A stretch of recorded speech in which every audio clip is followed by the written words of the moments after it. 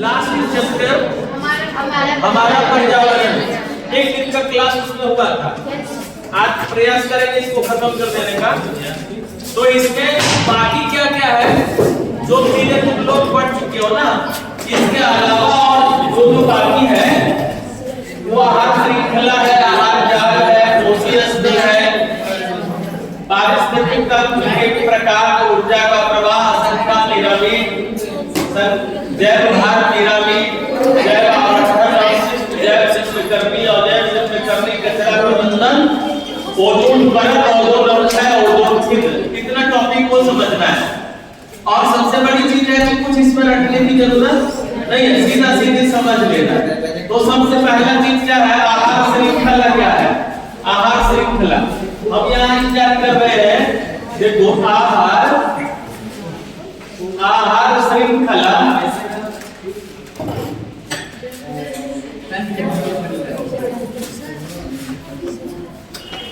ये food chain है।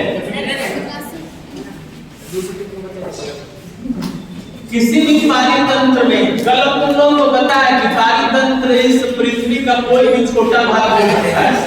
जैसे नदी के किनारे का एक क्षेत्र है, या तो हम कल उदाहरण देते हैं कि पर्वतीय क्षेत्र है, कोई मैदानी क्षेत्र है, घर के पीछे तुम एक बगीचा बनाए हो, चाहे घर के पीछे इसके खेत में कुछ साग सब्जी लगा दिए हो, तो वो भी एक पारितंत्र का हिस्सा, वो भी एक पारितंत्र कहलाएगा। तो पृथ्वी का कोई भी खास भौगोलिक क्षेत्र है वो पारितंत्र का निर्माण कर सकता है। ये पारितंत्र बहुत छोटा भी हो सकता है और बहुत बड़ा भी हो सकता है। तो किसी भी पारितंत्र में, पारितंत्र कहने का मतलब क्या है कि धरती का कोई एक क्षेत्र, पृथ्वी का कोई एक क्षेत्र जिसको भौगोलिक क्षेत्र के नाम से जाना है। अब इस भौगोलिक क्षेत्र में क्या क्या है, जैविक घटक और अजैविक घटक। और जैविक घटक के अंदर मिट्टी है, जल है, वायु है, मौसम संबंधी घटना है, यानी निर्जीव घटक कितना है, और सजीव घटक के अंदर पेड़ पौधे, जीव जंतु आदि है। तो उन चीजों के बीच, जैविक और अजैविक घटकों के बीच पदार्थों का लगातार ट्रांसमिशन होते रहता है। मिट्टी से पेड़ पौधों में कुछ पोषक पदार्थ जाएगा, फिर उसके पत्ती के सड़ने से वापस मिट्टी में आएगा, प्लांट से वहां के एनिमल में जाएगा, एनिमल्स के द्वारा जो अवशिष्ट पदार्थ के आगे जाएंगे, मल आदि उत्सर्जित किया जाएगा, फिर मिट्टी में आएगा। इस प्रकार सर्कुलेटरी टर्म में विभिन्न प्रकार के पोषक पदार्थों का संचरण होते रहता है। तो इसी को बोला जाएगा पारिस्थितिक तंत्र। इसकी परिभाषा हमेशा के लिए तुम लोग को याद रखना चाहिए कि पृथ्वी के किसी भी खास भौगोलिक क्षेत्र, किसी भी भौगोलिक क्षेत्र में उपस्थित जैविक एवं अजैविक घटकों को सम्मिलित रूप से पारितंत्र के नाम से जाना जाता है, जिसके बीच पदार्थों का निरंतर प्रवाह होता है। अब किसी पारितंत्र में, किसी पारितंत्र में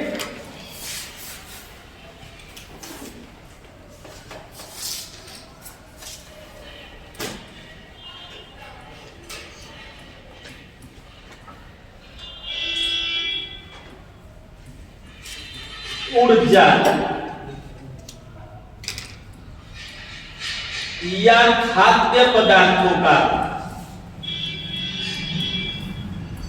ऊर्जा किस रूप में, खाद्य पदार्थ के रूप में, ऊर्जा या खाद्य पदार्थों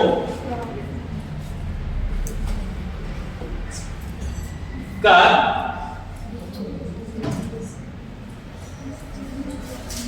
स्थानांतरण,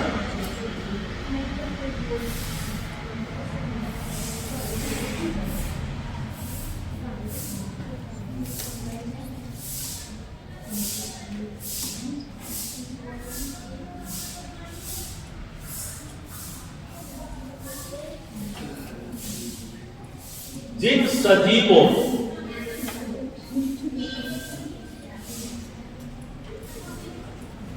के द्वारा होता है वे परस्पर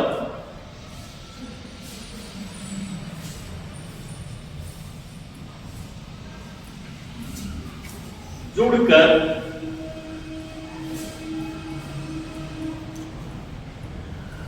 आहार श्रृंखला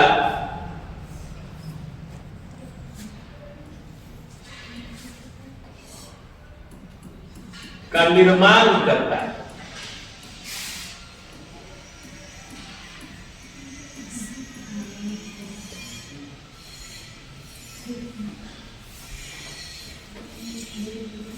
किसी पारितंत्र में ऊर्जा या खाद्य पदार्थों का स्थानांतरण जिन सजीवों के द्वारा होता है वे परस्पर जुड़कर आहार श्रृंखला का निर्माण करता है। वे परस्पर जुड़कर आहार श्रृंखला का निर्माण करते हैं। प्लूरल में होना चाहिए।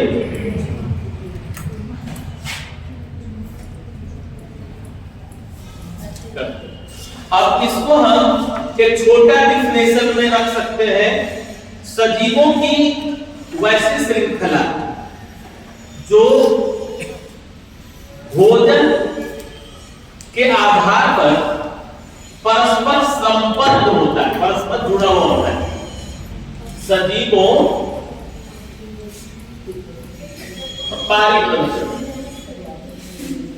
पारितंत्र में सजीवों की वैसी श्रृंखला। अभी तुरंत याद करने का प्रयास करो। पारितंत्र में सजीवों की वैसी श्रृंखला जो वैसी श्रृंखला जिसके माध्यम से खाद्य ऊर्जा का संचरण होता है, मतलब स्थानांतरण होता है। स्थानांतरण होता है आहार श्रृंखला कहलाती है। आहार श्रृंखला कहलाती है, जो दोनों में ज्यादा आसान समझना है। दोनों प्रैक्टिकल से है, समझना है कि नहीं। अब इसमें देखो, कोई पारितंत्र में जो सजीव है, सजीव के रूप में सबसे पहले तो उत्पादक है। सजीव के रूप में सबसे पहले हरे पेड़ पौधे यानी उसको उत्पादक के नाम से जाना जाता है। तो हम एक यहां से लिखते उत्पादक के आधार पर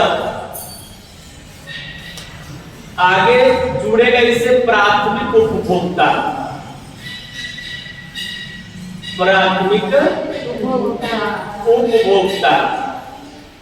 इसके बाद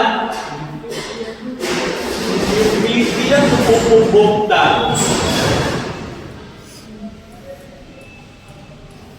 इससे आगे तृतीयक उपभोक्ता। इसी तरह बढ़ सकता है। तो ये श्रृंखला बन गया। इसको बोलेंगे किसकी श्रृंखला?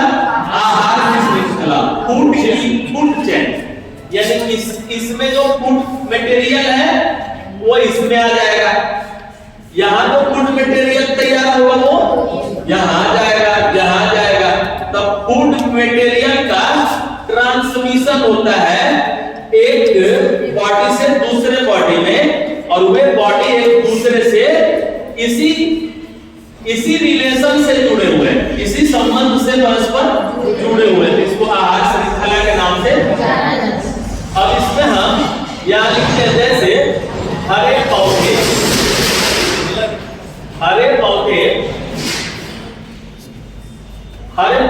को हम सीधे घास एक लिखते हैं, घास। ठीक है, घास को ग्रास हॉपर, ग्रास हॉपर यानी टिड्डा है, ये घास को खा गया। अब टिड्डा को छिपकली खा जाती है और छिपकली को सांप खा और इसको बाज खा रहा है। तो ये एक चैन बनाना, इसको आहार श्रृंखला के नाम से जाना जाएगा। इसी तरह और आहार श्रृंखला हो सकती है कि घास को चूहा खाए और इस चूहा को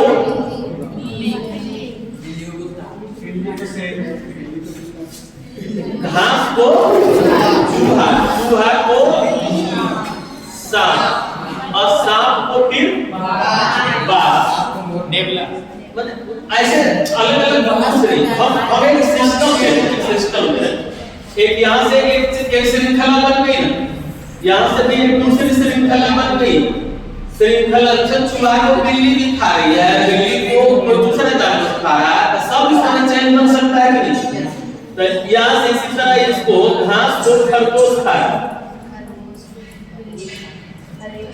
खरगोश, और खरगोश को भी ये ऐसे निकल रहा है।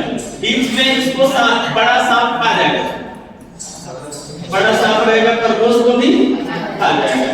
तो ये घास, खरगोश, सांप और फिर घास। अब देखो इसमें एक आहार श्रृंखला यहाँ है, एक आहार श्रृंखला यहाँ है, एक आहार श्रृंखला यहाँ है। इसमें कई आहार श्रृंखला है, कई आहार श्रृंखला जुड़ेगा तो आहार जाल बन जाएगा।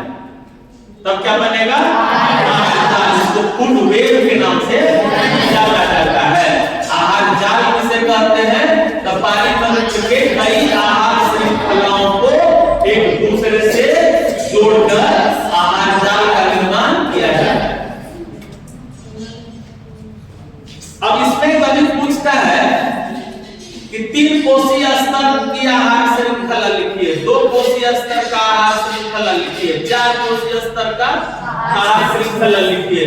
तो देखो एक आहार श्रृंखला, इसमें कितना कोशीय स्तर?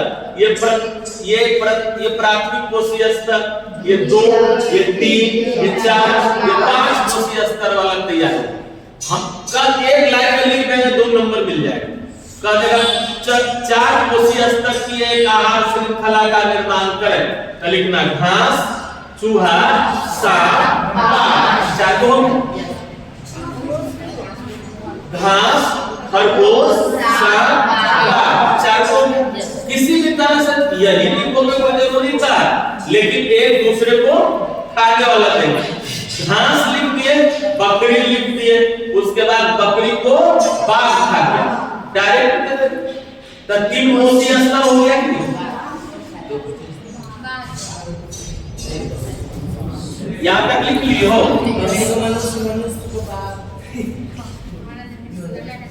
अब लिखना है आहार जाल, फूड वेव।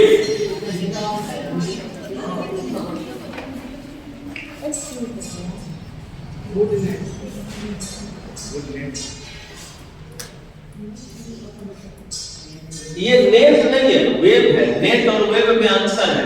वो जाल का काम है पकड़ लेना, किसी को कैच करना, और यहाँ जाल का काम है श्रृंखलाओं को एक दूसरे से जोड़ना। तो किसी पारितंत्र में उपस्थित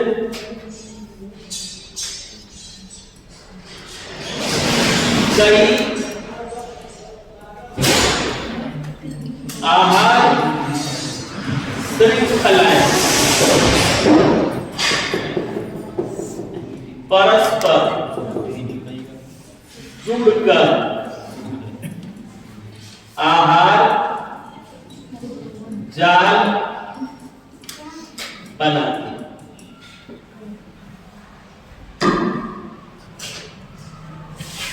आहार जाल में ये उदाहरण दे सकते हो ना, ये आहार जाल का उदाहरण होगा। यहाँ से यहाँ तक लिख दोगे तो आहार जाल है। इसमें एक आहार श्रृंखला है, दूसरी आहार श्रृंखला है, ये तीसरी आहार श्रृंखला है। 2 या 2 से अधिक आहार श्रृंखला को जोड़ देंगे क्या बनेगा? कोई जरूरी नहीं यही परिभाषा लिखे, कोई पूछ दिया तुमको आहार श्रृंखला किसे कहते हैं, तो किसी पारितंत्र में सजीवों का एक निश्चित क्रम जो भोजन के आधार पर परस्पर जुड़े होते हैं, इसी को बोलेंगे किसी पारितंत्र में सजीवों का वह क्रम जो भक्षक भक्ष श्रृंखला द्वारा जुड़ा होता है। भक्षक भक्ष, एक भक्षक है दूसरे को खा जाता है, एक भक्ष है जो भोजन के रूप में इस्तेमाल हो जाता है। जैसे ग्रास हॉपर को छिपकली खा रही है, तो छिपकली हो गया भक्षक और ग्रास हॉपर हो गया भक्ष। तो भक्षक भक्ष श्रृंखला के द्वारा किसी पारितंत्र में उपस्थित सजीवों को जब परस्पर जोड़ दिया जाता है तो इसे आहार श्रृंखला के नाम से जाना जाता है। जितने ढंग से परिभाषा लिख सकते हो लिखा सकता है कि नहीं। पारितंत्र में भक्षक भक्ष श्रृंखला द्वारा जुड़े सजीवों को आहार श्रृंखला कहते हैं। सब लिखाना जरूरी है लेकिन समझ में आ नहीं। चलो दूसरा आहार जाल भी हो गया, ये भी जरा बना लेना आहार जाल में। हाँ पोषी स्तर,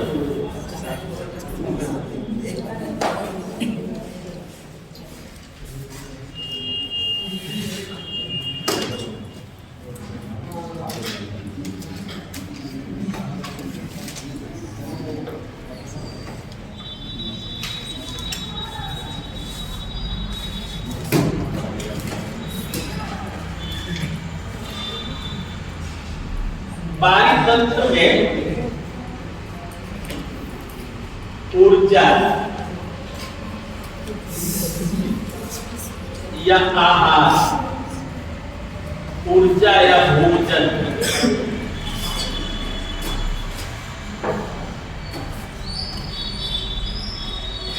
के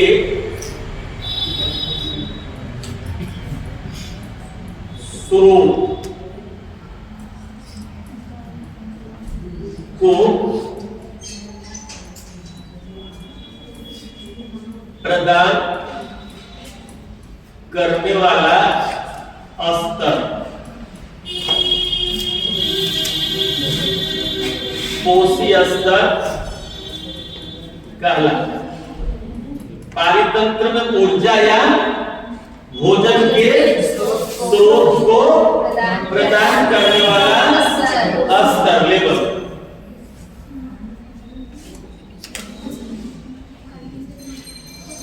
अब ये प्रथम पोषी स्तर, इसमें उत्पादक अर्थात सभी हरे पौधे। कब नहीं करो ध्यान से, अभी तुरंत याद कर लो, बड़ा आसान चैप्टर है लेकिन क्वेश्चन रहता है इससे। द्वितीय पोषी स्तर, इसमें प्राथमिक उपभोक्ता, प्राथमिक उपभोक्ता, प्राथमिक उपभोक्ता के अंतर्गत कैसे जीव आते हैं? शाकाहारी। हाँ, शाकाहारी जीव। इसी तरह तृतीय पोषी स्तर क्या होगा?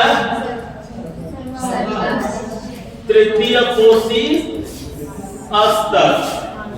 अब ये लोग प्राथमिक उपभोक्ता के बाद तृतीय पोषी स्तर में कौन आएगा? द्वितीय उपभोक्ता। द्वितीय उपभोक्ता में मांसाहारी।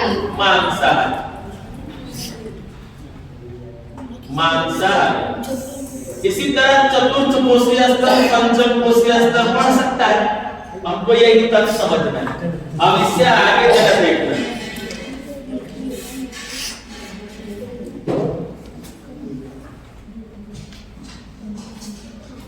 ऊर्जा, हाँ, पारिस्थितिक तंत्र के पारिस्थितिक तंत्र के प्रकार।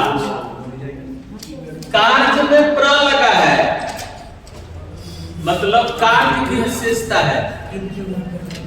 क्योंकि पारिस्थितिक तंत्र जो कार्य करता है उसमें जो सबसे इम्पोर्टेंट कार्य करता है पारिस्थितिक तंत्र, उसके बारे में बताने का है।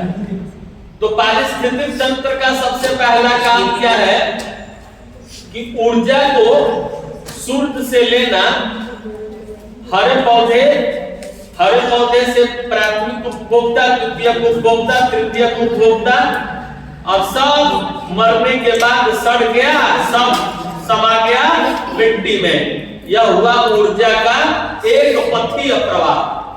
तब पहला कार्य है पारिस्थितिक तंत्र का। पारिस्थितिक तंत्र के प्रकार में पहला कार्य क्या होगा? ऊर्जा का एक पथीय प्रवाह। कल भी हम इस पर चर्चा किए थे। ऊर्जा का एक पथीय प्रवाह में क्या है? बोले थे वायुमंडल में सूर्य से जितनी ऊर्जा आती है ना, उसके 1% भाग का उपयोग प्रकाश संश्लेषण की क्रिया के दौरान हरे पेड़ पौधे करते हैं। कल यह बताए थे। और हरे पेड़ पौधे में जितना भोजन तैयार हो जाता है वो उस हरा पौधा को खा गया। यदि कोई शाकाहारी जंतु, उसके शरीर में ऊर्जा चला गया। शाकाहारी जंतु को कोई मांसाहारी जंतु खा गया, उसके शरीर में ऊर्जा चला गया। इस प्रकार ऊर्जा का स्थानांतरण होते गया। अब शाकाहारी जंतु भी एक दिन मरेगा कि शाकाहारी को खाइए गया उसी दिन मर गया। तो जो फाइनल है सब तो आखिर मरेगा, चाहे उसको कोई नहीं खाया शाकाहारी जंतु को, तब भी वो एक दिन मर जाएगा। उसको कोई दूसरा नहीं खाया, एक मांसाहारी को कोई दूसरा मांसाहारी खा सकता है। खा गया तब उसकी ऊर्जा चली गई उसके शरीर में, लेकिन वो जब मरेगा या इसको नहीं खाता तो जब ही मरता। यानी किसी भी परिस्थिति में पौधा से लेकर जंतु तक जितने सजीव हैं सब मरणशील है। ये सब जब भी मरेगा तो वो ऊर्जा आ जाएगी मिट्टी में। तो सूर्य की ऊर्जा का मिट्टी में पहुंचने की क्रिया को ऊर्जा का एक पथीय प्रवाह कहते हैं। यहां तक लिखे हो क्या? ये लिखो, इसकी परिभाषा जरा लिखाते हैं। लिखो, सूर्य की ऊर्जा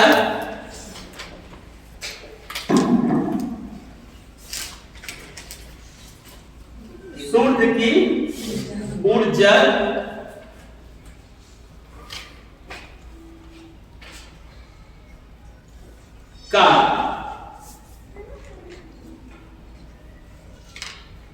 हरे पेड़ पौधे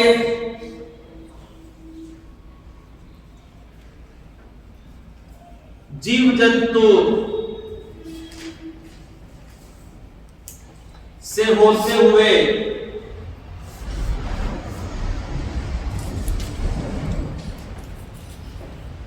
मिट्टी में पहुंचने की क्रिया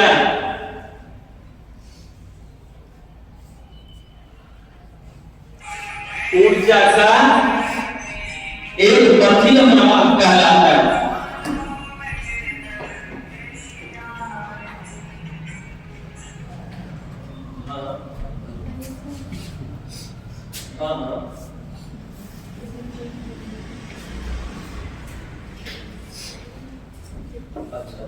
अच्छा, अभी हम अपने सामने जैसे कर रहे हैं।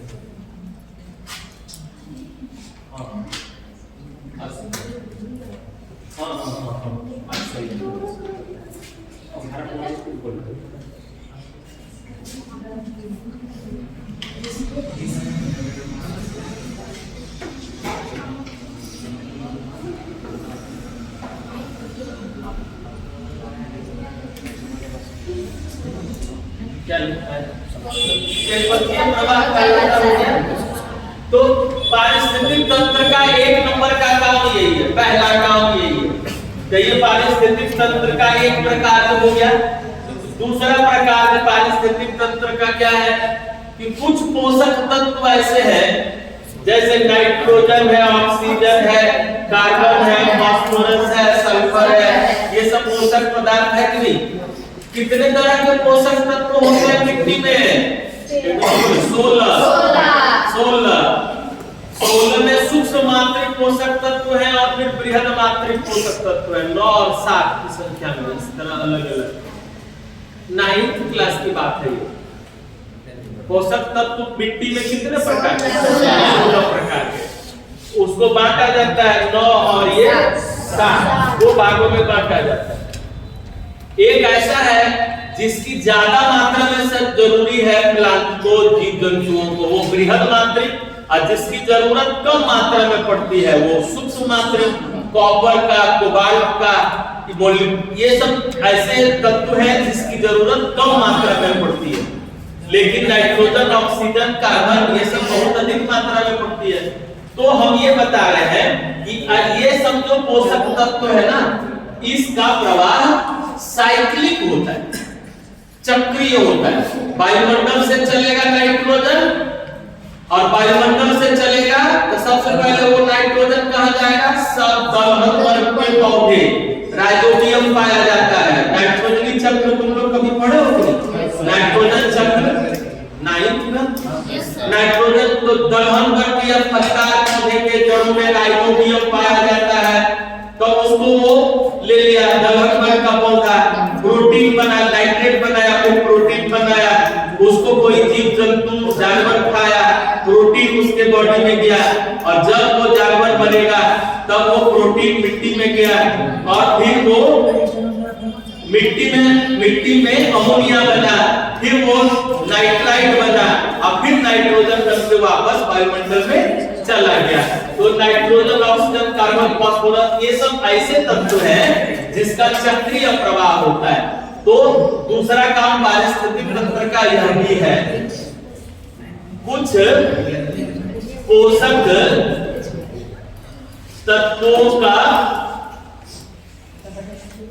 चक्रीय प्रवाह करना। पहला था एक पथीय प्रवाह करना और दूसरा है चक्रीय प्रवाह करना। किसका? नाइट्रोजन का, ऑक्सीजन का, कार्बन का, सल्फर का, फास्फोरस का, ये सब एक पथीय प्रवाह नहीं है, पूर्ण पथीय प्रवाह है, जिसको चक्रीय प्रवाह के नाम से जाना जाता है। इसके बाद है, इससे आगे क्या जानना है? ऊर्जा के प्रवाह।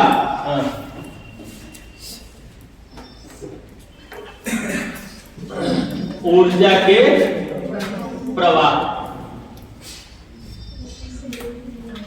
ये फ्लो ऑफ एनर्जी यानी ट्रांसपोर्ट ऑफ एनर्जी। इसमें एनर्जी का जो ट्रांसमिशन होता है, ऊर्जा का प्रवाह, विभिन्न यानी पेड़ पौधे तथा जीव जंतुओं के बीच खाद्य ऊर्जा का निरंतर प्रवाह होते रहता है, लगातार प्रवाह होते रहता है। ये ऊर्जा का प्रवाह किस प्रकार है? तो ग्रीन प्लांट है। ऊर्जा का प्रवाह में तो चलना पड़ेगा वहां से ना, सूर्य से। सूर्य ही तो ऊर्जा के स्रोत है। सूर्य से ऊर्जा कहां? तो वायुमंडल में आया। सूर्य से ऊर्जा वायुमंडल में पहुंचा। अब वायुमंडल से ऊर्जा हरे पेड़ पौधों में पहुंचा। हरे पेड़ पौधों में बताए थे कि इसका 1% यानी सूर्य की ऊर्जा का यहाँ कितना यूज हो रहा है? 1% आया। अब हरे पेड़ पौधे को कोई शाकाहारी जंतु खा गया,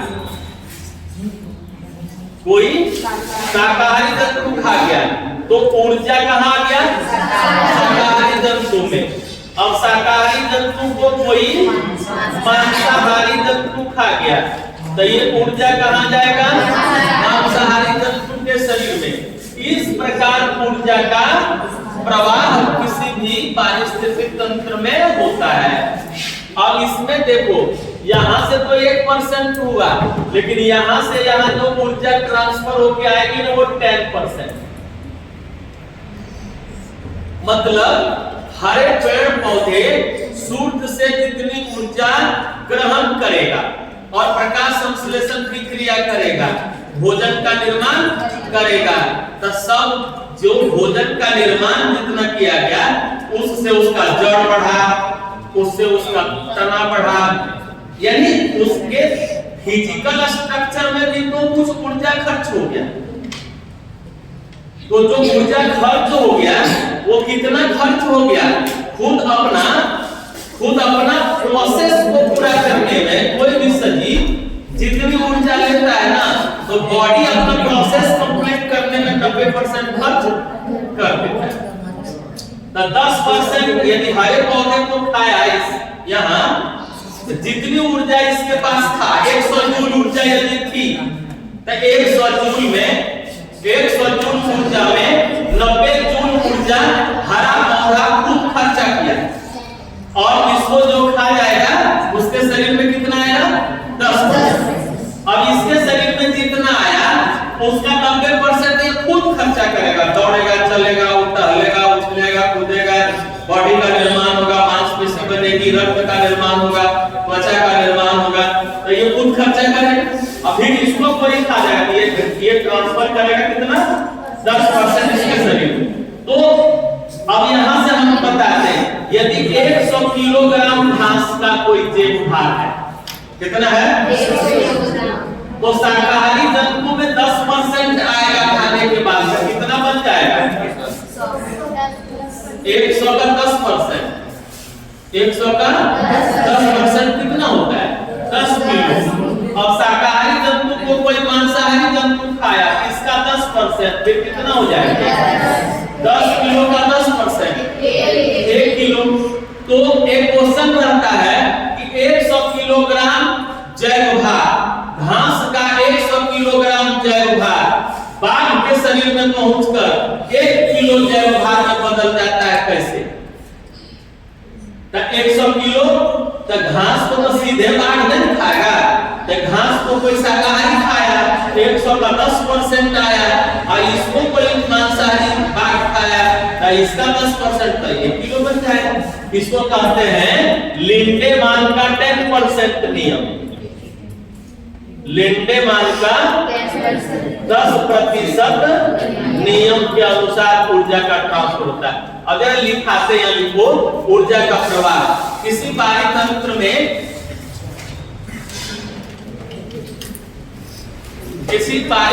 में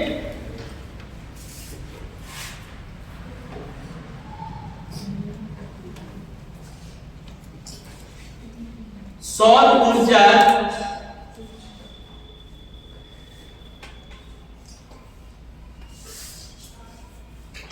का प्रवाह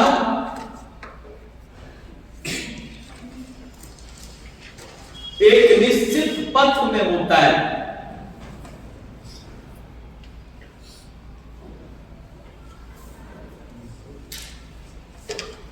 एक निश्चित पथ में होता है जिसमें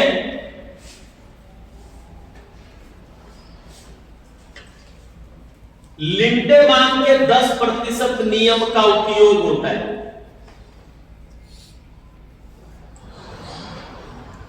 लिंडेमान के 10% नियम का उपयोग होता है।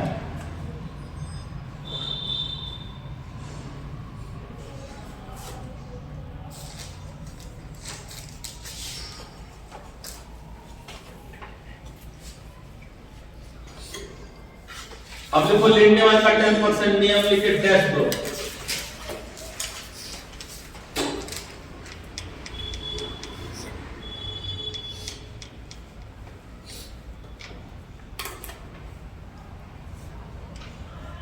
किसी आहार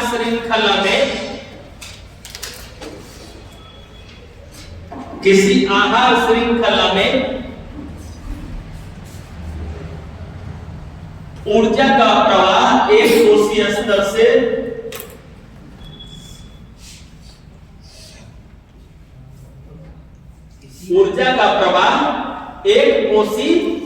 स्तर से दूसरे कोशीय स्तर में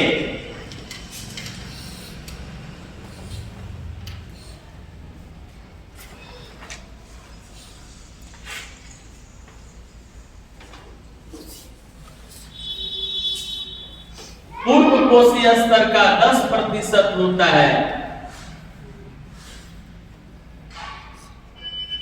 पूर्व कोशीय स्तर का 10% होता है, जिसे लिंडेमान का 10% नियम कहते हैं। इधर लिखे हो इसको, जिसे लिंडेमान का 10% नियम कहते हैं।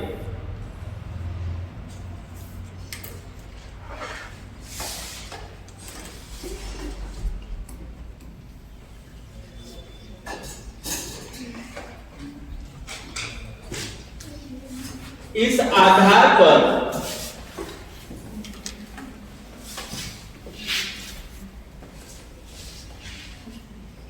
एक 100 किलोग्राम जैव भार, ऐसे लिखना। इस आधार पर घास या हरे पौधे,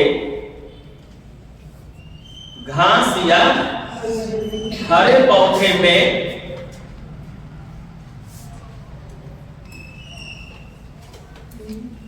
उपस्थित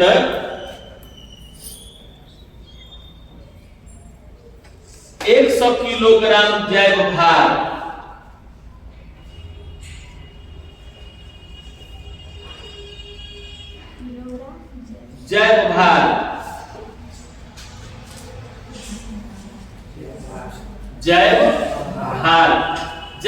मतलब बायोमास, वह पदार्थ है वो जो ऊर्जा देने का काम करता है, एनर्जी सप्लाई करने का काम जो करे उसी को जैव भार के नाम से। जैसे हम लोग भोजन करते हैं तो भोजन के रूप में यदि 250 ग्राम चावल खा गए तो 250 ग्राम चावल में सब ऊर्जा देने लायक चीज उसमें नहीं है। जो ऊर्जा देने लायक चीज नहीं है वो उत्सर्जी पदार्थ के रूप में बाहर निकल जाएगा शरीर से। जो ऊर्जा देने लायक चीज है उसी को जैव भार के नाम से जानते हैं, जो एनर्जी दिया। यानी energy provider materials are known as biomass, उसी को जैव भार के नाम से। बायोमास और जैव भार एक ही चीज है, उसी को जैव द्रव्यमान भी कहते हैं, जीव द्रव्यमान भी कहते हैं। तो जैव भार हिरण के शरीर में, हिरण ब्रैकेट में लिखो शाकाहारी, हिरण ब्रैकेट में लिखो शाकाहारी जंतु ब्रैकेट।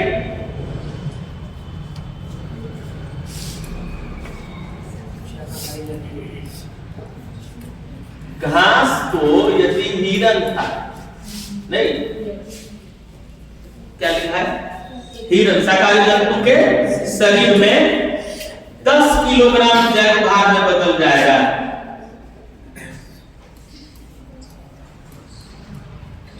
जैव भार में बदल जाएगा।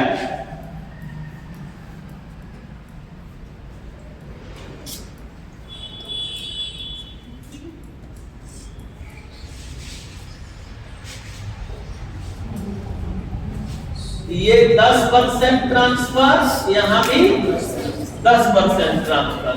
तो 100 किलो का 10% और 10 किलो का 10%, उसको पूरा कर लो। पुनः हिरण को बाघ खा जाता है,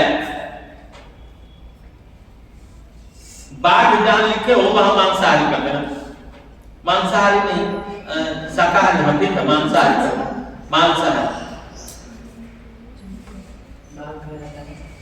तो उसके शरीर में वह 1 किलोग्राम जैव भार में बदल जाएगा।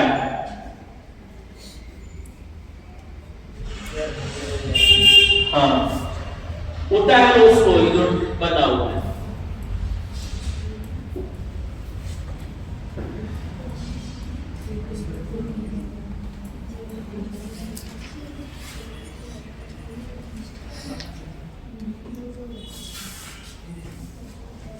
उतार लिए हो? यस।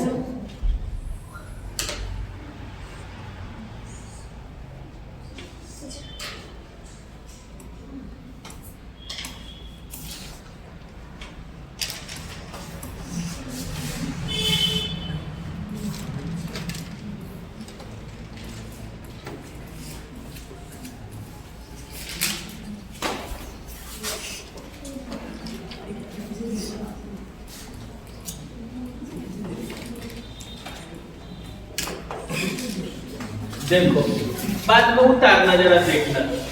यहाँ एक त्रिभुज बना है,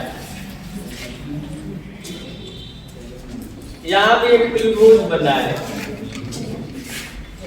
यहाँ भी एक त्रिभुज का मतलब ही पिरामिड है। ऐसे तो आकृति रहेगा वही पिरामिड कहलाएगा। तो त्रिभुज इसी तरह बनता है। अब इसमें देखो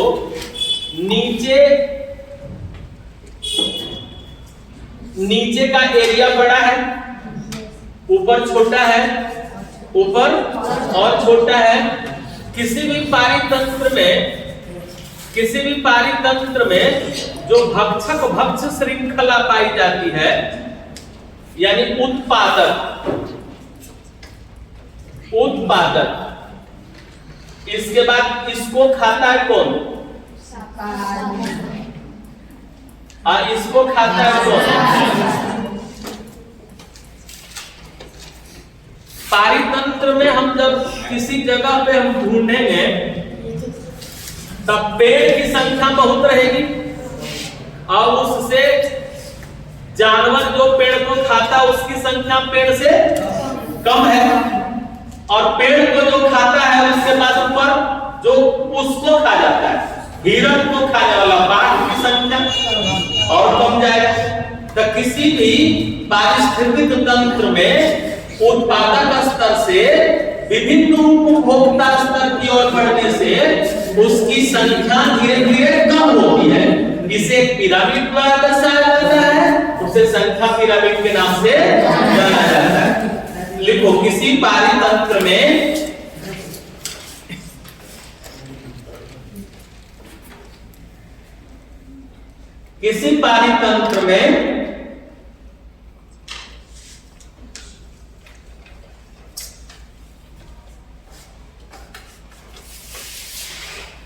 उत्पादक स्तर से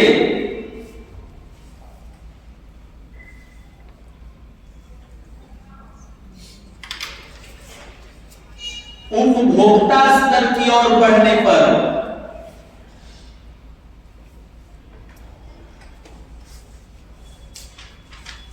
सजीवों की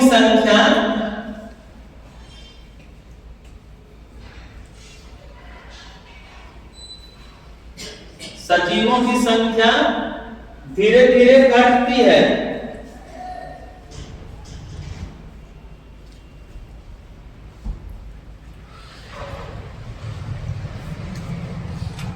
धीरे धीरे घटती है। इस संख्या को प्रदर्शित करने वाला पिरामिड, इस संख्या को प्रदर्शित करने वाला पिरामिड संख्या पिरामिड कहलाता है।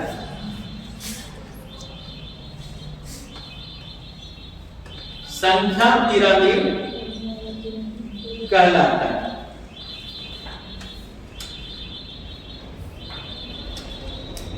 इस फिगर को बना लो, समझ में आ गया कि नहीं?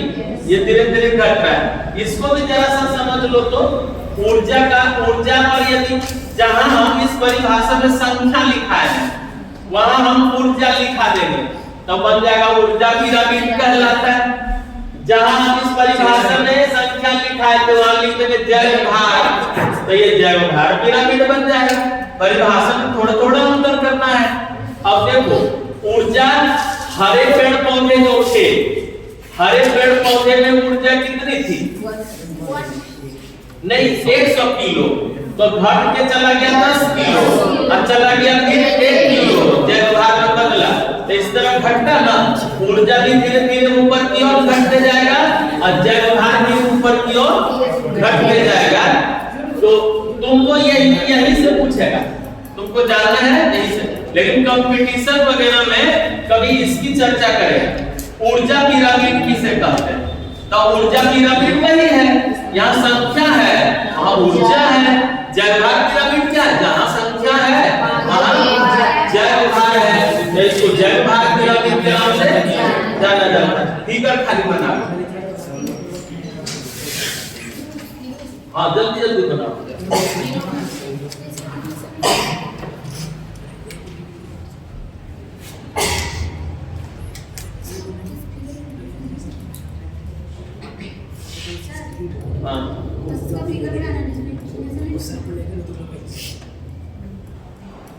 क्या बोलिए?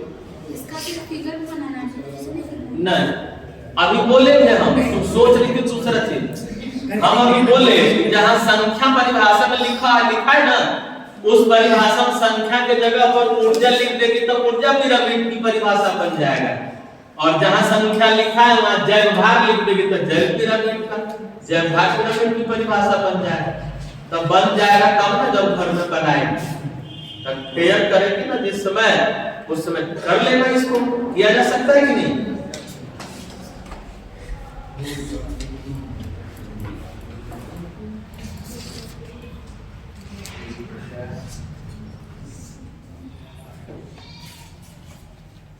त्रिभुज को सब बनाने जाने में क्या बना, ठीक है? बन गया, बन गया कि नहीं? चलो इधर देखो, इधर अभी क्या था, इधर क्या था, जहाँ हम एक जगह की पॉइंट बना हुआ था ना, की पॉइंट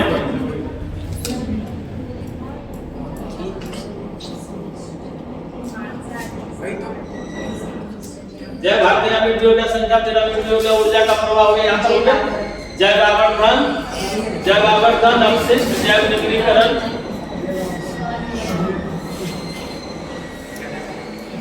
तो जैव आवर्धन हेडलाइन बनाओ।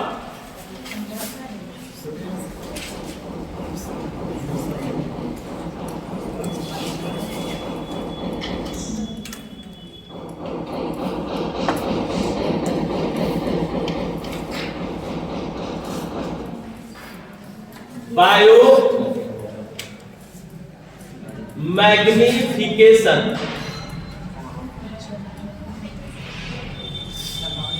बायो मैग्निफिकेशन,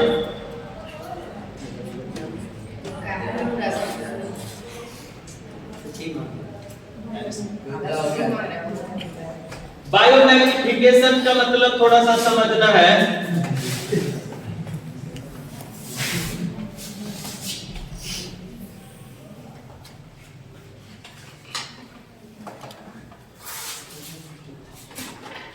परिभाषा को पहले देखो,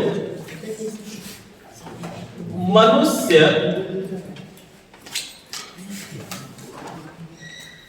पृथ्वी पर फसलों को बढ़ाने के लिए, फसलों को उगाने के लिए इसका उपयोग करता है।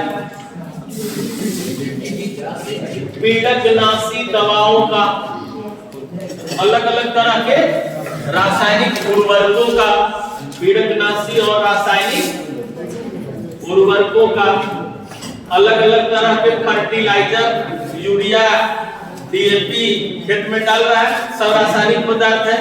कीटनाशी दवा का छिड़काव कर रहा है, स्प्रे कर रहा है, सब डिफरेंट टाइप का हार्मफुल रसायन जा रहा है मिट्टी में। और मिट्टी में कहीं पौधे हैं, मिट्टी में किसी जगह पौधा है, तो पौधा को वो रसायन मिला। मिट्टी में कहीं मिट्टी में सॉइल में भी वो हानिकारक पदार्थ गया, और सॉइल से कहां गया?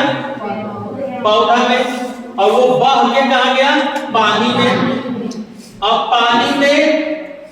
पानी में मछलियां रह रही है, मछली रह रही है, तो वो रसायन कहां गया? मछली में। पृथ्वी पर कई चिड़िया हैं, वो चिड़िया भी फल को खा रहा है, तो वो रसायन कहां गया? चिड़िया के शरीर में। और चिड़िया को मार के उसका मांस, चाहे चिड़िया के अंडा को कौन खा जाता है? मनुष्य खा जाता है। इस पेड़ पौधे को बकरियां खाई, तब बकरी जो भी प्रोडक्ट प्रदान किया, तब बकरी के बाल बच्चे को मार के खा जाता है, काट के नहीं, मनुष्य खा जाता है। उसके मांस का उपयोग किया, तो रसायन कहाँ था? मनुष्य डाला कहाँ? मिट्टी से गया कहाँ? पौधा से गया कहाँ? बकरियों में, और उसको मांस के रूप में उपयोग में लाया, मनुष्य के शरीर में चल गया ना। गाय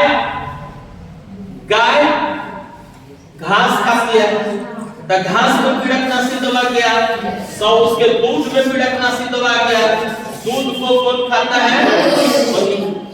मिट्टी से बह के पीड़कनाशी कहा गया पानी में मछली को कौन खाता है? ये सबसे ऊपर है, शीर्षस्थ उपभोक्ता है। मनुष्य को कहता है टॉप लेवल का कंज्यूमर, सबसे ऊपरी कुर्सी पर बैठा हुआ है, नीचे भटकने वाला सब को खाता है, और सब लास्ट में उसी के जितना पीड़कनाशी छिड़केगा उतना मजा इसी को आएगा, सब रसायन तो इसी के पेट में जाएगा। इसी को कहते हैं बायोमैग्निफिकेशन। यही है जैव आवर्धन।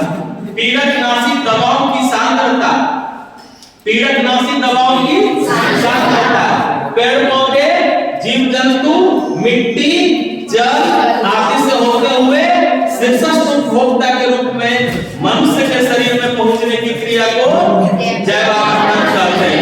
पीड़कनाशी दवा पंजाब जो है खूब छिड़का, वहां का खेती की उपज खूब होने लगी, कृषि के क्षेत्र में वो बहुत अव्वल दर्जे का राज्य के रूप में जाना जाता है। तो कृषि का प्रोडक्ट उसके पास ज्यादा है, वो एग्रीकल्चर में डिफरेंट टाइप के रसायन का उपयोग ज्यादा करने के लिए उसका ब्रेन तेज है, लेकिन कैंसर का रोग लेने के लिए भी उसी का ब्रेन तेज है। जब जीके पूछता है कि किस राज्य में कैंसर के रोगियों की संख्या सबसे ज्यादा है, पंजाब में, इसलिए पीड़कनाशी दवा ज्यादा छिड़का, तो उसी को ना फिर पीड़कनाशी दवा उसके पेट में जाएगा। इसको बायोमैग्निफिकेशन के नाम से नहीं भूलोगे। इसको बायोमैग्निफिकेशन किसे कहते हैं? तो तुम क्या बोलोगे? तुम परिभाषा नहीं बोल पाओगे, ये तो बता सकते हो कि मनुष्य पीड़कनाशी दवाओं का जो छिड़काव करता है, पीड़कनाशी दवा मिट्टी, जल, पेड़ पौधे, जीव जंतु से होते हुए फिर मनुष्य के शरीर में ही पीड़कनाशी दवा पहुंच जाती है। इसी को जैव आवर्धन कहते हैं। हो गया परिभाषा? जरा इसको लिखाते हैं, लिखो। मिट्टी, जल, पेड़ पौधे,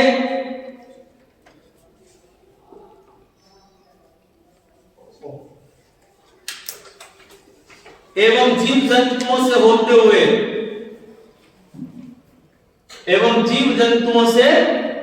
होते हुए पीड़क नाशी दवाओं की सांद्रता,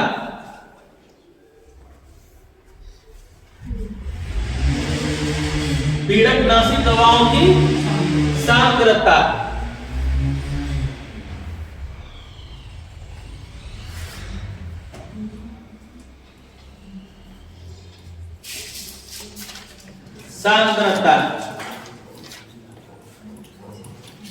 शीर्षस्थ उपभोक्ता लिखा है, गड़बड़ नहीं करेगा ना। लिखोगे शीर्षस्थ उपभोक्ता तब भी परिभाषा ठीक है, मनुष्य लिख देंगे डायरेक्ट। लेकिन जरा शीर्षस्थ उपभोक्ता अच्छा लगता है।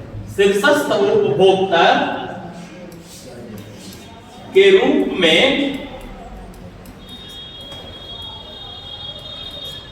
मनुष्य के शरीर में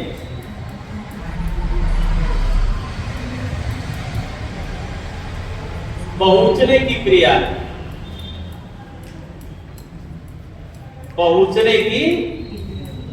क्रिया,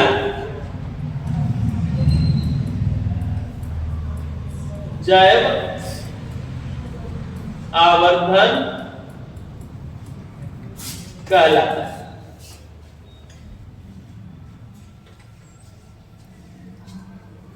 मनुष्य जो है वो टॉप लेवल का कंज्यूमर है। इसके कारण जितना भी हरकत करेगा भुगतना पड़ेगा उसी को।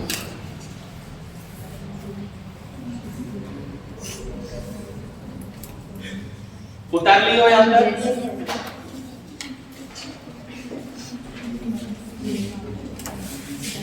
इसके बाद है इसके बाद कुछ सुनना है।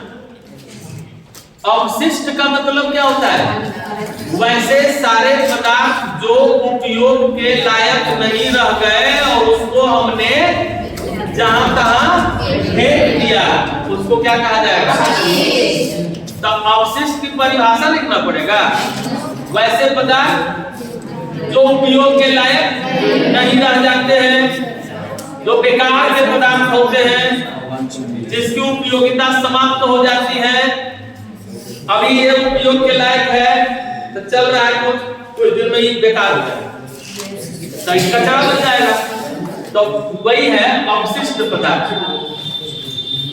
अवशिष्ट पदार्थ की परिभाषा समझ में आ गया? वैसे पदार्थ जिसकी उपयोगिता समाप्त हो जाती है, अवशिष्ट पदार्थ। लिखते जाओ। वैसे पदार्थ जिसकी उपयोगिता समाप्त हो जाती है अवशिष्ट कहलाता है।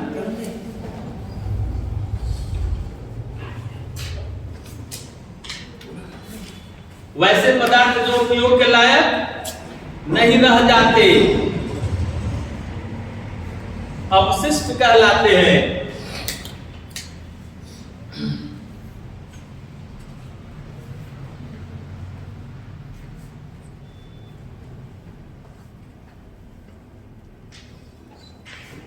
अब देखो, जो अवशिष्ट आसानी से सड़ गल जाए वो जैव निम्नकर्मी, और जो अवशिष्ट सड़े गले कभी नहीं अजैव निम्नकर्मी, उसको सूक्ष्म जीव सड़ा गला नहीं पाता है, तो लिखो जैव निम्नकर्मी। जो सूक्ष्म जीवों द्वारा आसानी से अपघटित हो जाता है।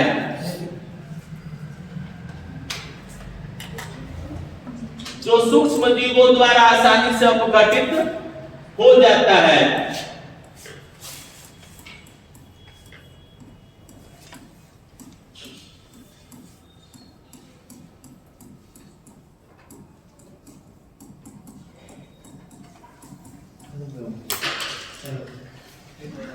आसानी से अपघटित हो जाता है, क्या कहलाएगा? जैव निम्नकरणीय कहलाता है।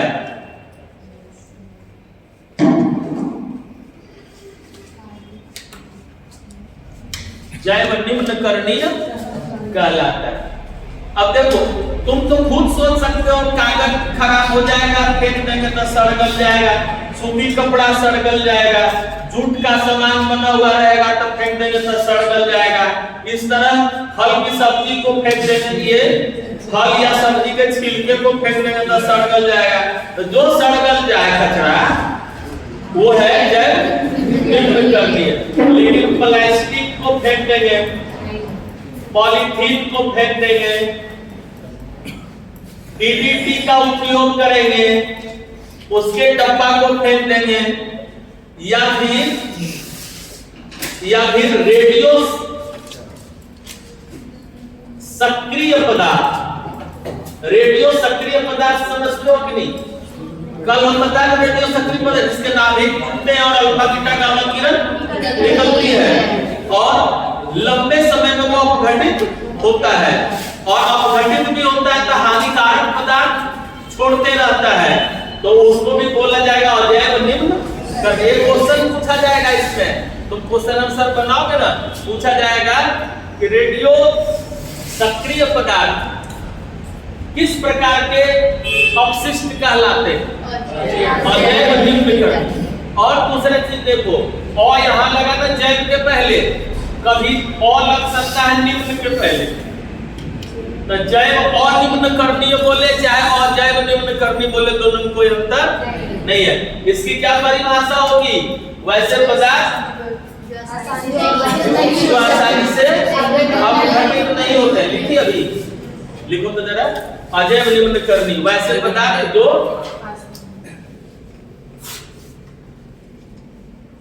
आसानी से अपघटित नहीं होते।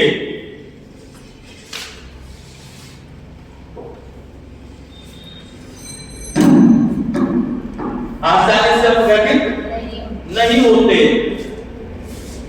अजैव निम्न करनीय कहलाता है। इस उदाहरण से ज्यादा क्वेश्चन उठता है। पॉलीथीन, प्लास्टिक, डीडीटी, रेडियो सक्रिय समस्थानिक आदि।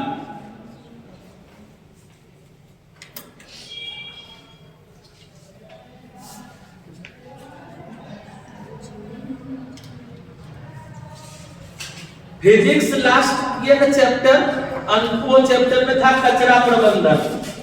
जो सामान यूज के लायक नहीं रहा उसको 3R फॉर्मूला पर ले जाया जाता है।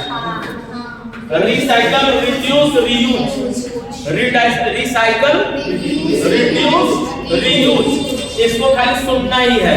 फिजिक्स में ये बात उस चैप्टर में हम लिखा दिए थे, ध्यान से सुन लो। रिसाइकल पुनः चक्रण मतलब वैसे सारे सामान जिसका इस्तेमाल हम करते हैं और कुछ दिनों के बाद वो उपयोग के लायक नहीं रह जाता है, तो हम उसको 3 ढंग से उसका मैनेजमेंट कर सकते हैं, उसका प्रबंधन कर सकते हैं।